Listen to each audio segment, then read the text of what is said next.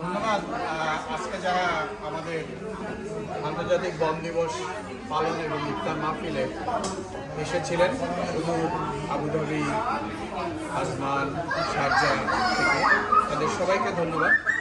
আমরা এখানে ডক্টর জিনাত সহ ইঞ্জিনিয়ার রফিক ভাই সহ অন্য যারা উপস্থিত হয়েছিলেন, তাদের উপস্থিতিতে একটি প্রাণবন্ত বন এবং পরিবেশের উপরে আলোচনা করেছি।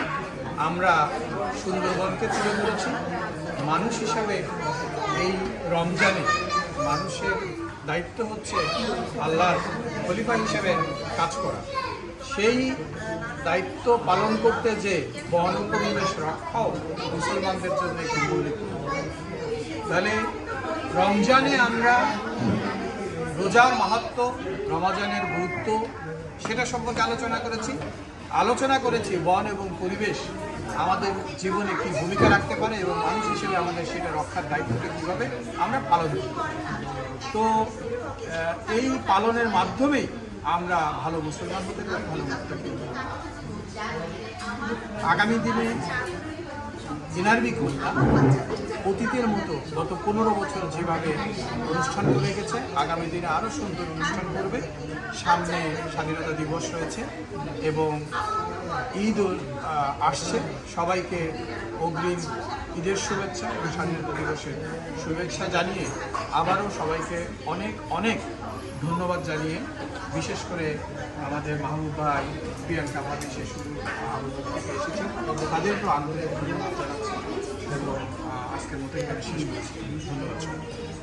ধন্যবাদ মনোজ ভাই। আসলে এই যে এনআরবি যে সংগঠনটা, এই সংগঠনটা আপনি এককভাবে এতদূর এতটি বছর আমাদেরকে নিয়ে চলেছেন।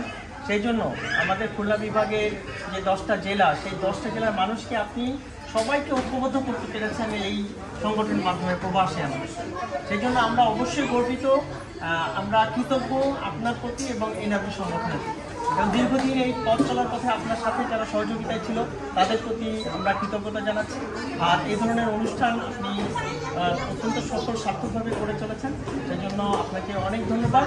আর আগামীতে যে মহান স্বাধীনতা দিবস আসছে এবং ঈদ, সে উপলক্ষে আপনি শুভেচ্ছা দিয়েছেন। আপনাকে, আপনার মাধ্যমে আমাদের সেই পুরো সবাইকে, সবাইকে আমরা ঈদের শুভেচ্ছা জানাচ্ছি। আর একটা আবেদন জানিয়ে যাচ্ছি আজকে, যে আসছে সামনের মাস এপ্রিল মাস আমাদের বাঙালির যে একটা চিরায়ত উৎসব, বৈশাখ উৎসব আসছে। সেই বৈশাখ উৎসবকে কেন্দ্র করে আপনি আবার সবাইকেই সম্মিলিত করবেন। সেই পর্যন্ত আমরা সবাই এই আশায় থাকছি আপনার প্রতি তাকিয়ে। ধন্যবাদ। অনেক ধন্যবাদ মাহবুব ভাই। আমরা ইনশাল্লাহ বৈশাখের অনুষ্ঠান করবো এবং কুরুজে অনুষ্ঠান হবে ইনশাল্লাহ।